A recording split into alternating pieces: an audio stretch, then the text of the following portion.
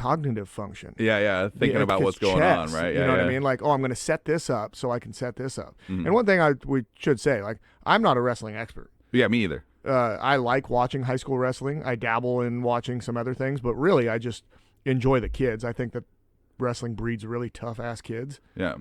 So I tend to flock towards those kids in training because they're the kind of kids I like to train. But Yeah, I mean, that's the same thing. Like I was saying, I love training. I hope that when I'm 120 years old, they pull my dead body out of the weight room. You know what I mean?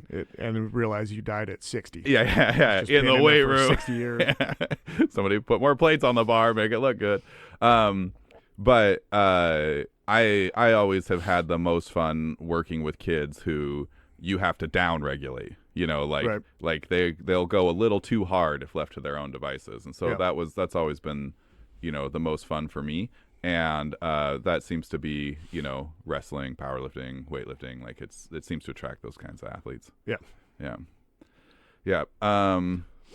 So yeah, we're here. We're also starting. We're gonna produce some products. So first one is a protein powder. We're already in the development stage of that. And then we're going to look at other things based on, you know, community feedback and stuff, because we are here for people who are participating in, you know, wrestling, jiu-jitsu, other weight class sports, you know. Right. And so we're really trying to learn what the pain points are. Like, we know what it's like. We know what the pain points are for coaches, but those aren't always the same thing as, you know, what the athlete feels like they need and stuff. Right. Yeah, we're here to support we're here to support the wrestling community as a whole. Mm-hmm. Right. So it's really anything we're going to let the community drive the ship. Yeah.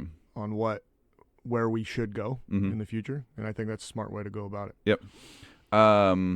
Yeah, and we're in a pretty fortunate position where we can take our time and make things good. And you know, the protein supplement, we found a GMP lab, and you know, we're working on the testing, third-party testing, and all that kind of stuff. So it should be a good process for us. I'm looking forward to it.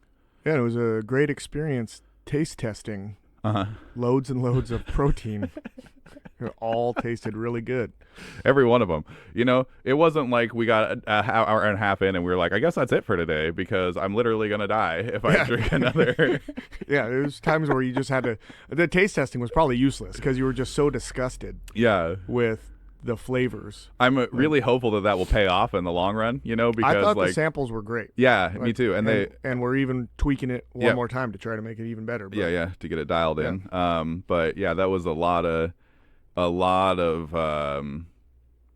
you know, a lot of learning. Like we learned a ton about food additives and stuff, and like what's safe and what's questionable, and what doesn't cut the chemical taste out of something. yeah, what magnifies the.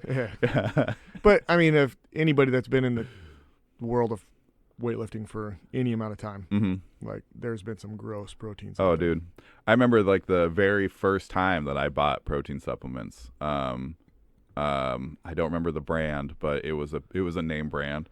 And it was a chocolate one, and I got it home, and you know, I'd seen the advertisings for it, and on the label it was like great taste, you know, less sugar or whatever, right? They had all the stuff, and I remember putting it in some water, mixing it up, and like spit it out all over. I was like, what is this? Even back in the you know, the old weight room with Coach U, like he would sell those.